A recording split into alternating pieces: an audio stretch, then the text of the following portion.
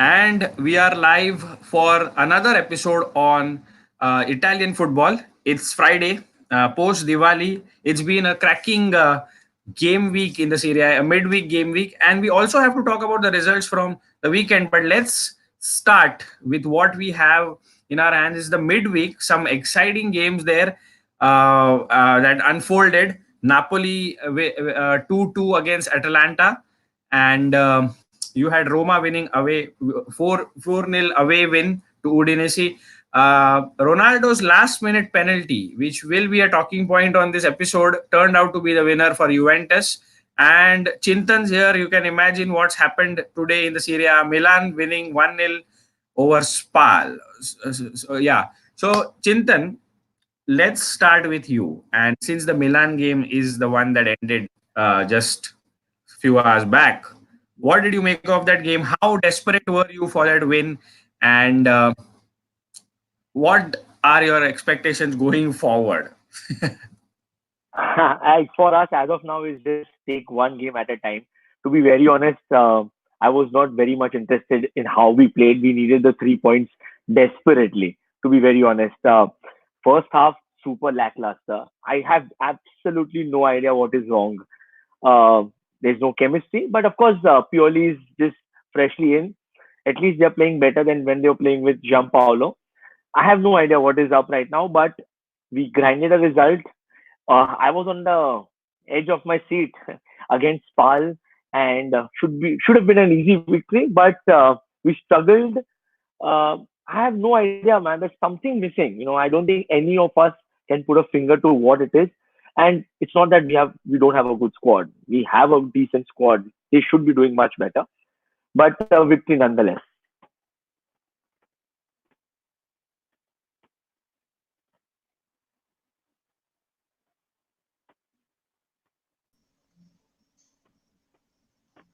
Prasad, I think your mic is muted.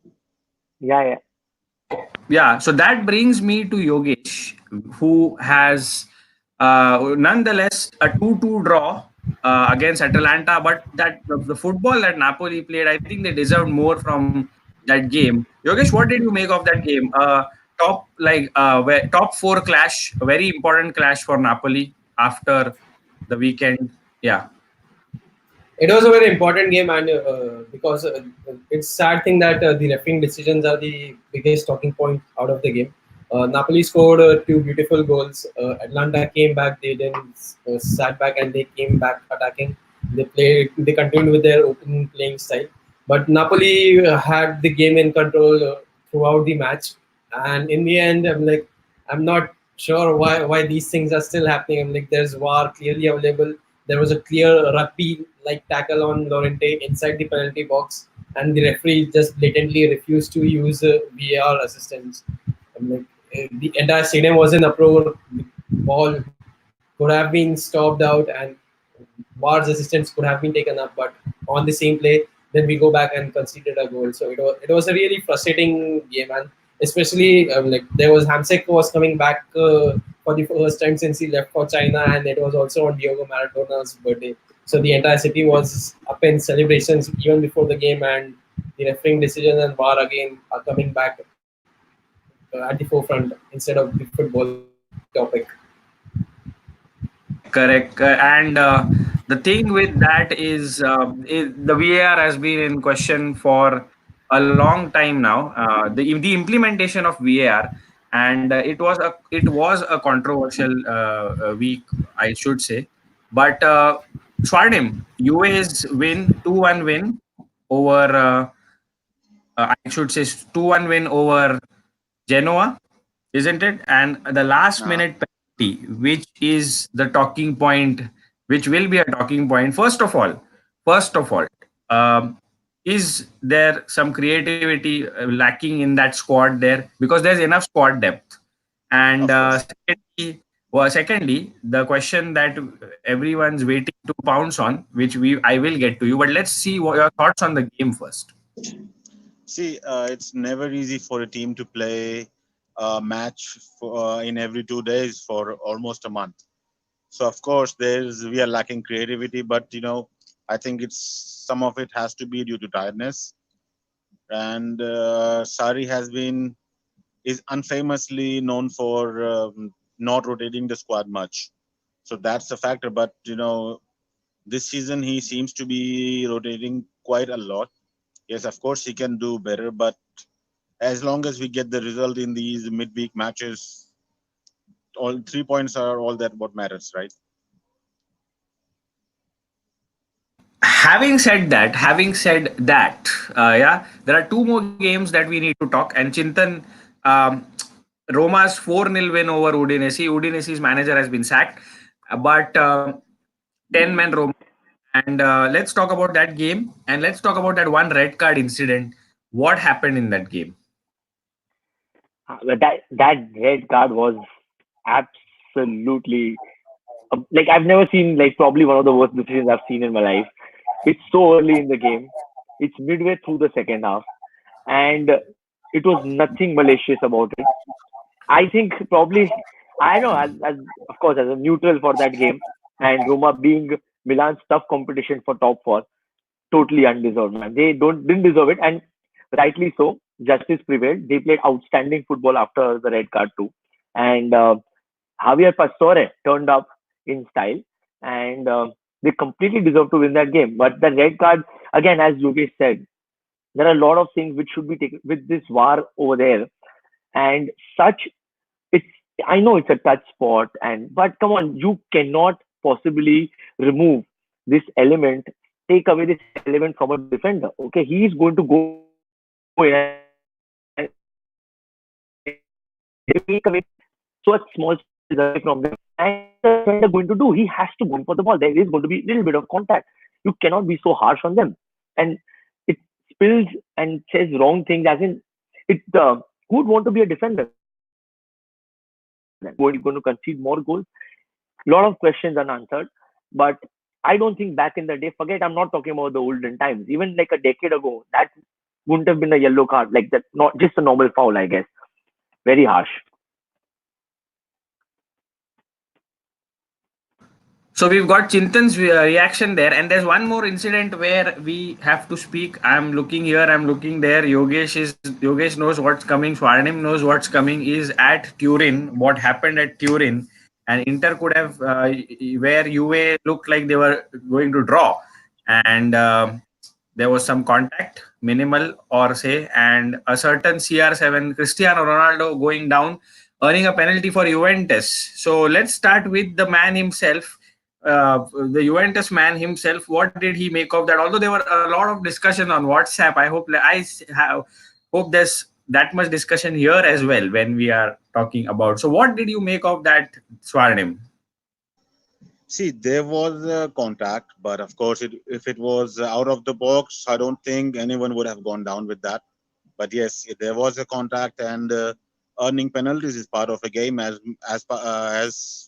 scoring a goal. It's as normal as scoring a goal or making a pass or doing a tackle.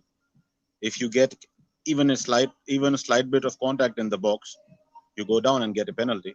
I would be saying the same thing if it was Piontek, or even if it was Mertens, or it was Lukaku, anyone. If there is contact, you go down, you get a penalty.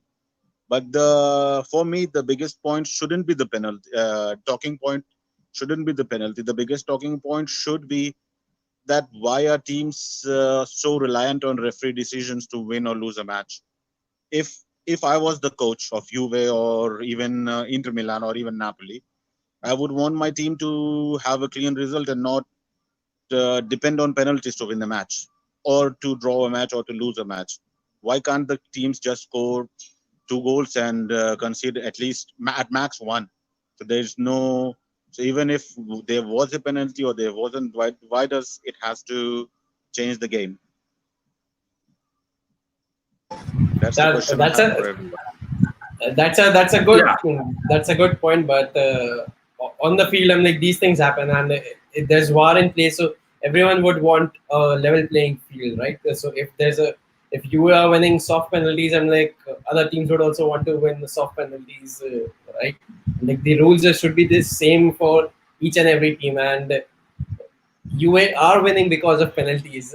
It's not like they are banging goals. At least, I guess this was like third or the fourth time you have won a penalty this season. If maybe I'm wrong, but And like Yogesh, please tell these me these when things are was, these apart things from the are last affecting the match, game. when apart from this match, when was the last match when Juve won because of a penalty?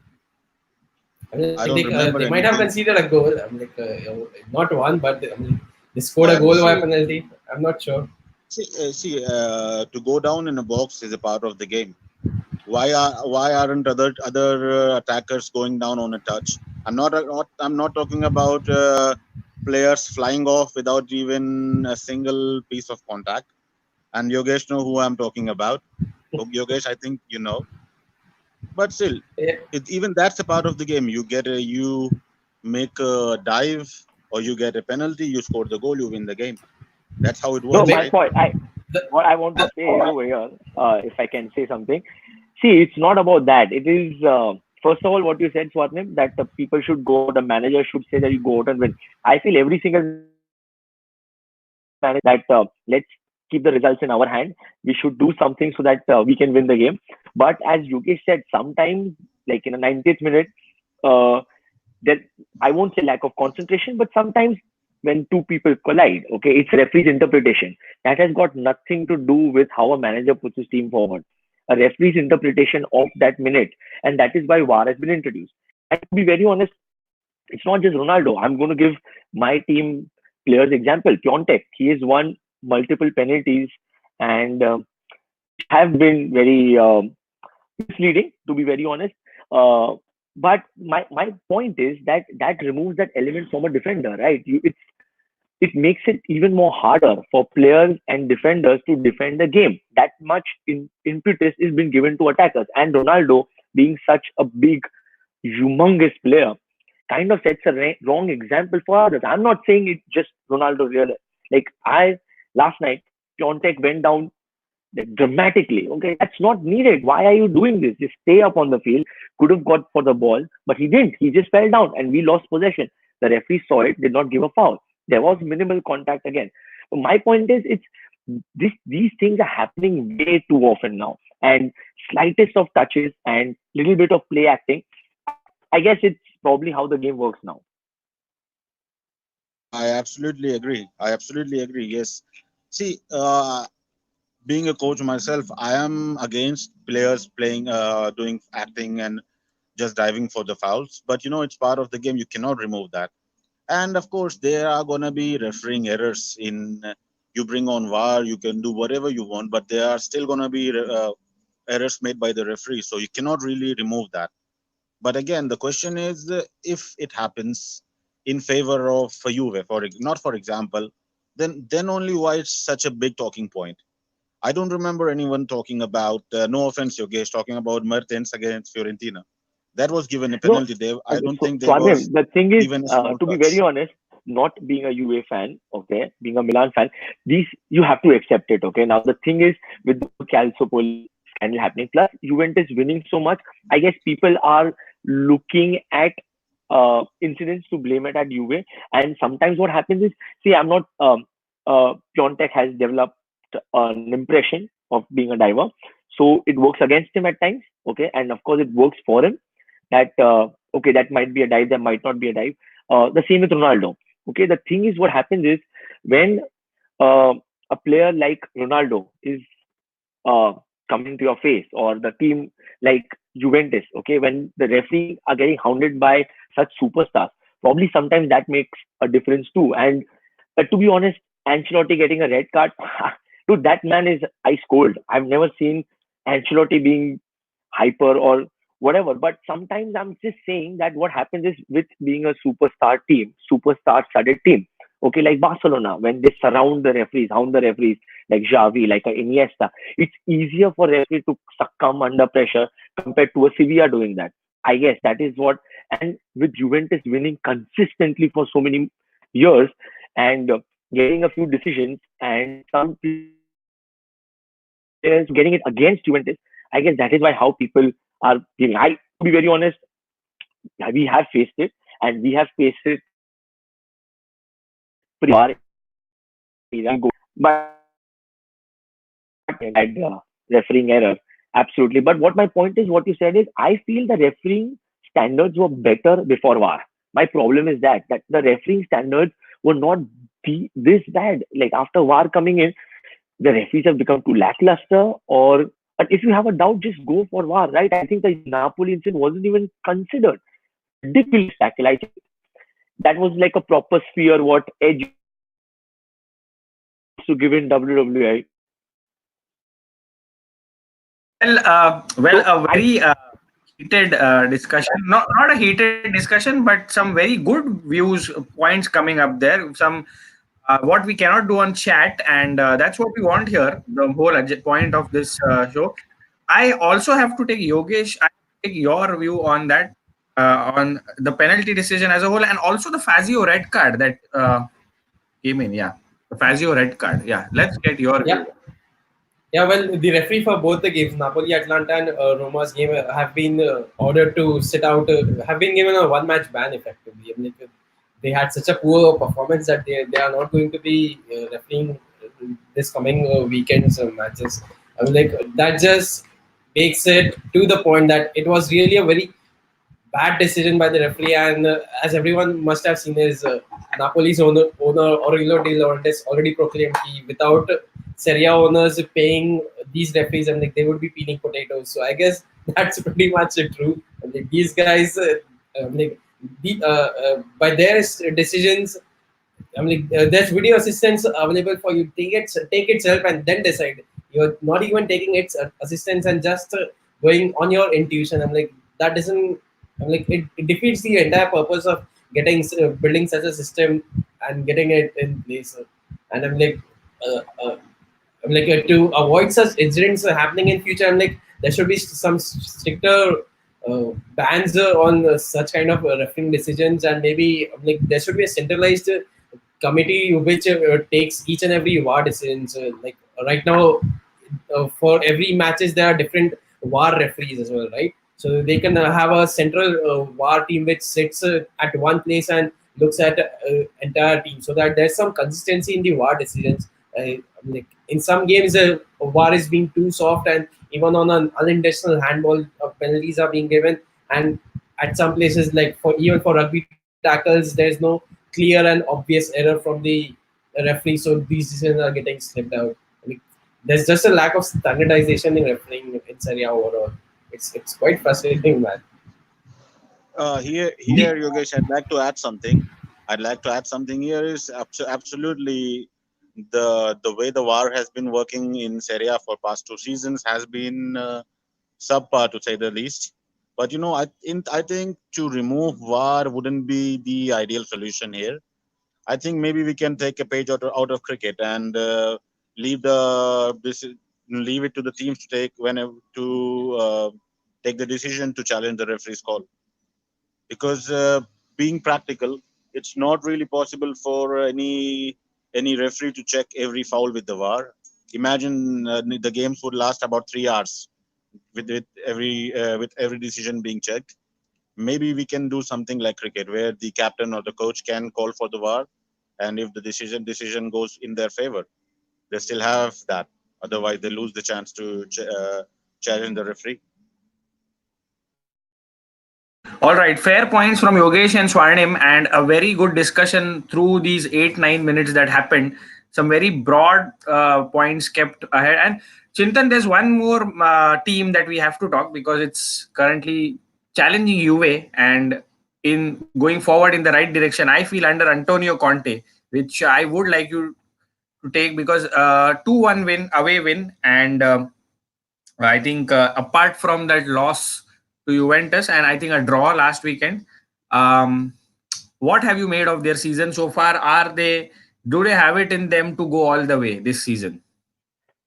They are like you can see they're a proper grinded team, right? When he puts his team forward, he wants 200% from the players. Or you can see Conte yelling at the players, like, "You stop running in the middle." You can see him yelling. I saw the derby, and I still remember Barella stopping and Conte saying, "You move forward." Though they were winning, absolutely machines, I must say. But too soon to say they'll challenge for the title, but definitely with another season for Inter, I think Juventus also will be more motivated to win this title because uh, uh, traditionally they're bitter rivals with the whole Calciopoli scandal. They don't want Inter Milan to win the title.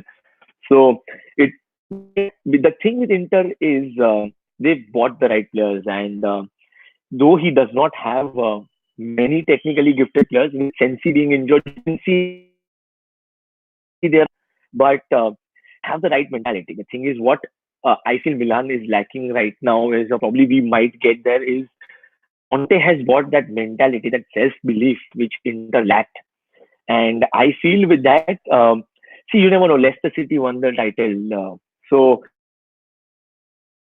mentality, attitude, and to be very honest, they have football, but they are surprisingly conceding a few goals too. I've not. It's very hard to fathom that Juventus conceding so many set pieces goals. So you never know. They might just sneak a surprise, but I feel they're too strong. Juventus as of now. Well, good point there, Chintan. And we head to the weekend now before we can speak on anything. And I like the scheduling, by the way, guys. I like the scheduling of this weekend. We have Roma Napoli first.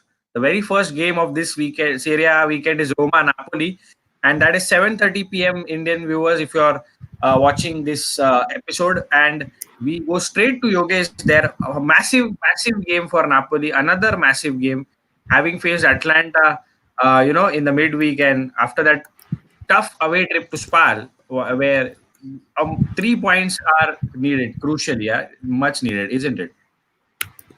Yeah, we are at sixth position after 10 games, and we are traveling to Roma.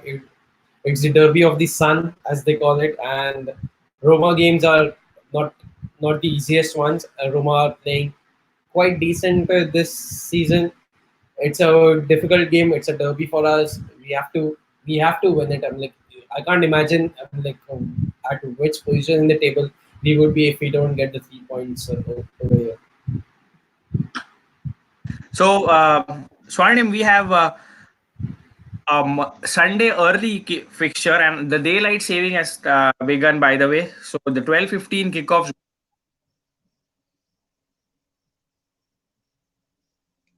Guys, I can't hear you. go to 1:15 from there. Uh, Yeah, 1 second.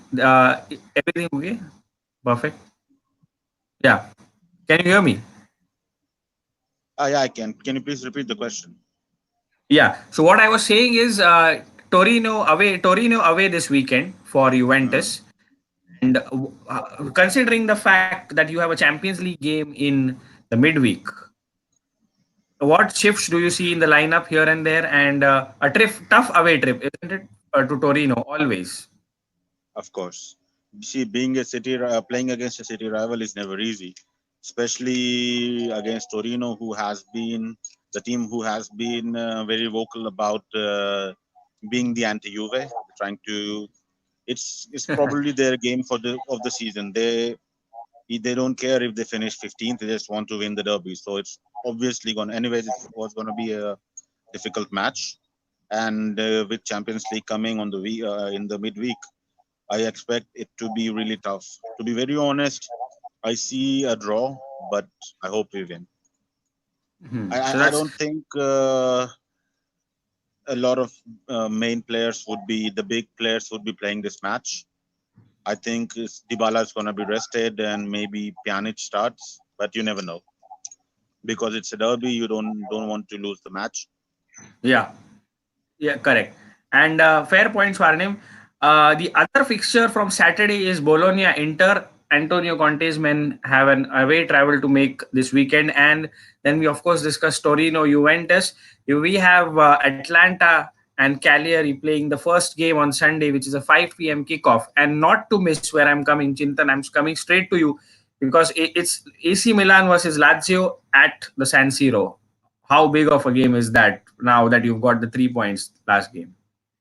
Oh, this is the crunch game for Pioli, and probably his biggest test. Roma was a test, but we were away. Plus, with Roma battling so many injuries, um, that was probably a game which we thought we might lose.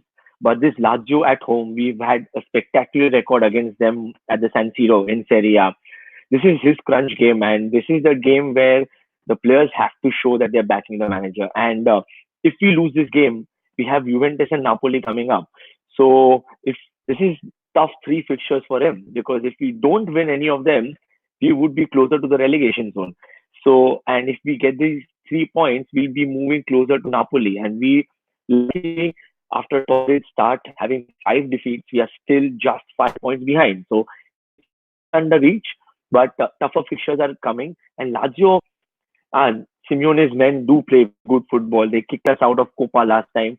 They grinded a result out, and they were clipping us back. So massive, massive, massive game. I guess for me, it's a bigger game than the Milan Juventus, which is coming up because that's Juventus away. And not for me, but I guess half the Juventus Milan fan base have already written that game off. All right. So it's now time for your predictions, and let's start with the man whose team go away to Roma, Yogesh. Yogesh, let's start with your predictions on top six. By the way, Roma, Napoli, Bologna, Inter, uh, Torino, Juventus, Atlanta, Cagliari, Milan, Lazio, and of course Uh, Parma, Roma. Parma versus. So that's next weekend. Yeah. Let's go. Let's go. do I give the prediction for all the teams? Yeah. Okay, so I'm expecting a 2-1 win against Roma for Napoli. Uh, Inter looks like a easy pick for Inter. Torino Juventus is looking like a draw for to me.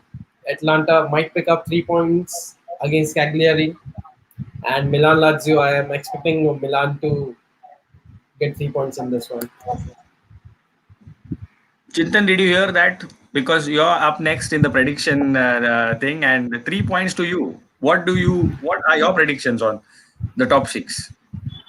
I think I agree with Yogesh. At least against Lazio, we always do play well, and I guess even I expect Milan to get a result, but I think Lazio might score, so I think 2-1.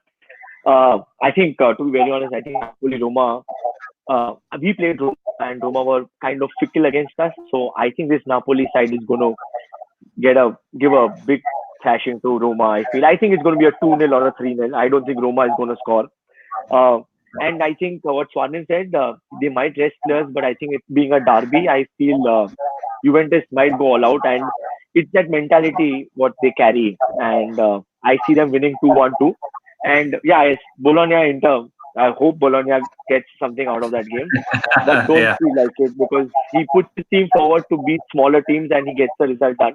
And Atlanta are on another zone. They play their free flowing streaming football, so I expect them to win the game too. Going on to Swarnim for the weekend, and let's start with Torino versus Juventus for you first. Torino I versus expect Juventus, and then I, yeah. I expect it to be a tough game with the Juve winning 2-1. Because of course we're gonna concede from a set piece like it has been the entire season. All right, and now the Saturday fixtures: Roma, Napoli, and Bologna, Inter. See, in Roma Napoli, I expect Napoli to win quite comfortably, like Chintan said.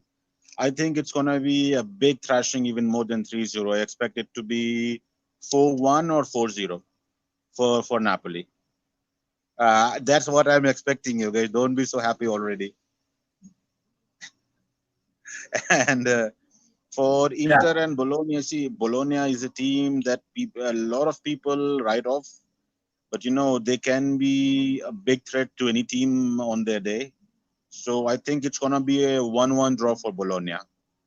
And coming to Lazio Milan, I really want to see Pioli win against Lazio, so he stays for the Juve game. So we face Milan in a good run of form, and Atalanta Cagliari. I think it's gonna be a high scoring match, like the last match for Atalanta.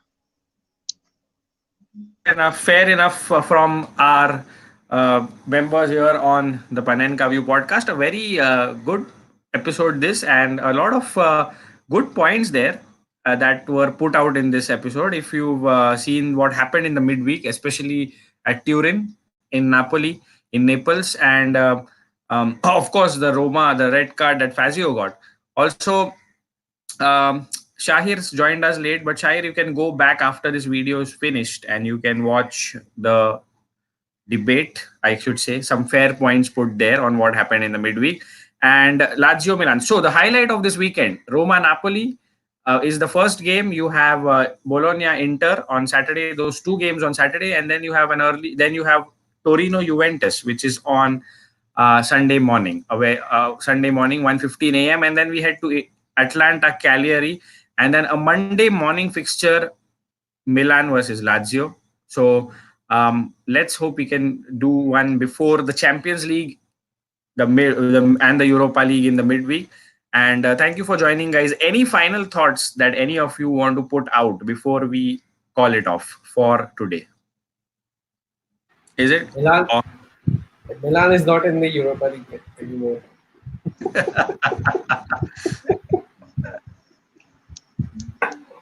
I think Napoli are going to be joining them in the Europa League from what it seems like this season. By the way, I said we are going off. I mean, I'm not starting another band. but yeah, but we can do that once. And, of course. Sorry, Chintan, I know, even being in the Europa and not being in the Europa, we know what missing out on Champions League means and what we are screwing us means. But I'm looking forward for next season. But Chintan, great 3 point, by the way. Let's not take anything away from the Suso free kick, and that went straight in. So thank you, guys. Thank you for post these links in your groups and ensure we can invite other guests as well. Chintan, thank you for joining. I told you what a difference it makes when you are there, and I hope we can have Arjun or Ajay, one of them, joining as well. That also be very great of them also when they are free and when they can join. Ajay is recovering from. Ajay was not well in the midweek, so he's recovering. But yeah, let's hope. Great episode, guys. Looking forward to your predictions. And by the way, I am going to view this video.